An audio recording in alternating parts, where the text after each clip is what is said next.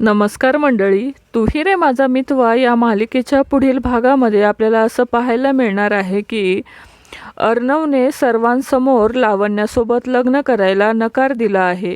त्यामुळे आजी खूपच अस्वस्थ झाली आहे। आजीला वाटलं की अर्णवने तिचा अपमान केला आहे। त्यानंतर आपण पाहतो की आजी ही ईश्वरीला विचारते की ईश्वरी, तू काय ठरवलं आहेस? चिंटूला लावण्यासोबत लग्न करण्यासाठी तूच त्याला तयार करू शकते।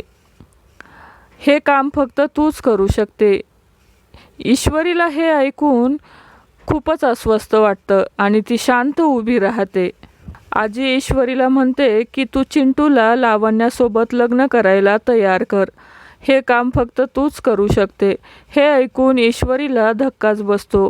ईश्वरी खूप अस्वस्थ होते, तिला काय करावे तेच कळत नाही। त्यावर ईश्वरी आजीला म्हणते की मी हे कसं काय करू शकते? त्यांना जर हा निर्णयच मान्य नाही तर मी या कसं काय करणार? त्यावर आजी म्हणते की तू मला आजी म्हणतेस ना, मग तू माझ्यासाठी एवढंही करणार नाही का?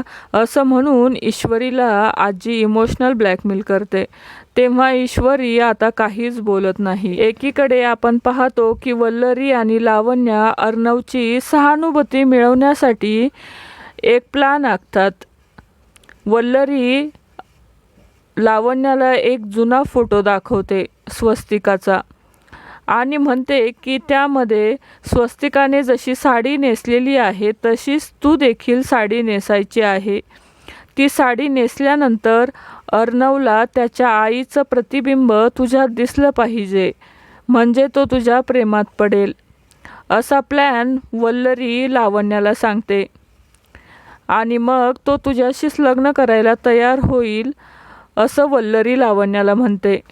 तर मंडळी, येणाऱ्या भागात अर्णव लावण्याशी लग्न करायला तयार होईल का हे पाहणं देखील महत्त्वाचे असणार आहे। तर मंडळी, तू ही रे माझा मितवा या मालिकेचे नवीन अपडेट पाहण्यासाठी आपल्या चॅनलला नक्की सबस्क्राईब करा। धन्यवाद।